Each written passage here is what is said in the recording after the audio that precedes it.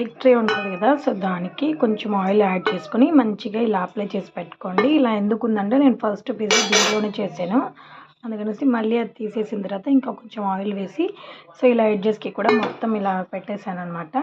So ఇప్పుడు ఈ do ఉంది కదా, దీన్ని మంచిగా ఇలా చేసుకోవాలన్నమాట. సో చేసుకున్న తర్వాత సో చూడండి ఇలా అయితే మంచిగా చేసుకోండి. చేసుకున్న తర్వాత సో ఇప్పుడు దీంట్లో యాడ్ చేసుకోండి. సో యాడ్ చేసుకున్న తర్వాత ఇలా పెట్టేసి సో ఈ సైడ్స్కి కొంచెం ఎత్తుగా వచ్చేటట్టు చేయండి. ఇలా ఎత్తుగా వచ్చేటట్టు ట్రై చేయండి. సో పిండి ఇక్కడ కొంచెం లావుగా రావాలన్నమాట. ఇలా పెట్టేసిన తర్వాత సో ఇప్పుడు వచ్చేసి దీంట్లో సో చూడండి ఇలా ఫోర్క్ తీసుకొని ఇలా హోల్స్ పెట్టేయండి. మంచిగా ఎన్ని వీలైతే అన్ని పెట్టేయండి, చాలా బాగుంటుంది ఇలా. ఎందుకంటే సాస్ కొంచెం ఇలా పెట్టేసాను కదా, పెట్టేసాము. సో ఇది వచ్చేసి పిజ్జా పాస్తా సాస్ అనమాట. ఈ సాస్ని దీంట్లో యాడ్ చేసుకున్నాము. సో ఇది కాస్త ఎక్కువగానే యాడ్ చేసుకోండి, అప్పుడే టేస్ట్ బాగుంటుంది. ఇలా యాడ్ చేసుకున్న తర్వాత స్పూన్తో దీన్ని మంచిగా ఈ విధంగా స్ప్రెడ్ చేసుకోండి. ఈ సైడ్స్కి కూడా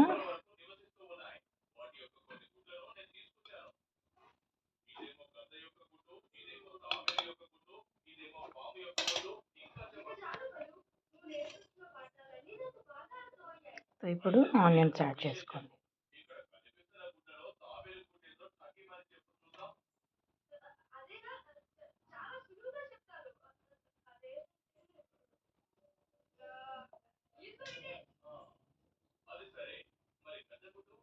సో ఇప్పుడు టొమాటో పీసెస్ కూడా యాడ్ చేసుకోండి.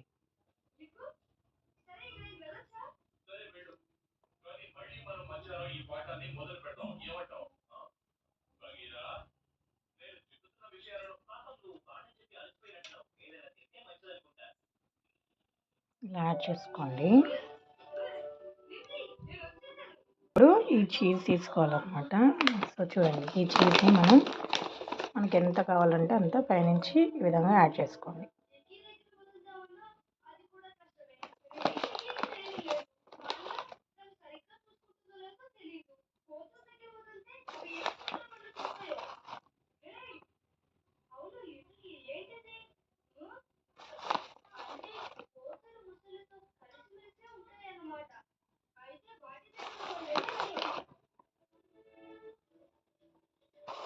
సో ఇలా మంచిగా యాడ్ చేసుకోండి. మనకి ఎంత కావాలంటే అంత చీజ్ అనేది యాడ్ చేసుకోండి.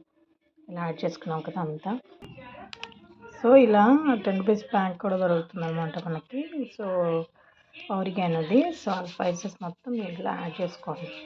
ఈ స్పైసెస్ అనేవి ఎక్కువగా ఉంటేనే టేస్ట్ అనేది చాలా బాగుంటుంది అనమాట.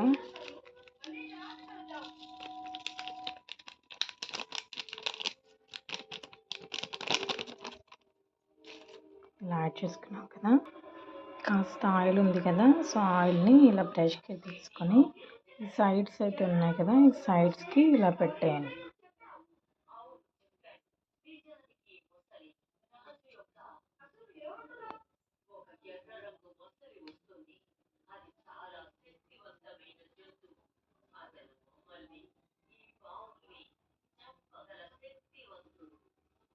ఇంకా సైడ్స్కి మొత్తం వేసుకోండి.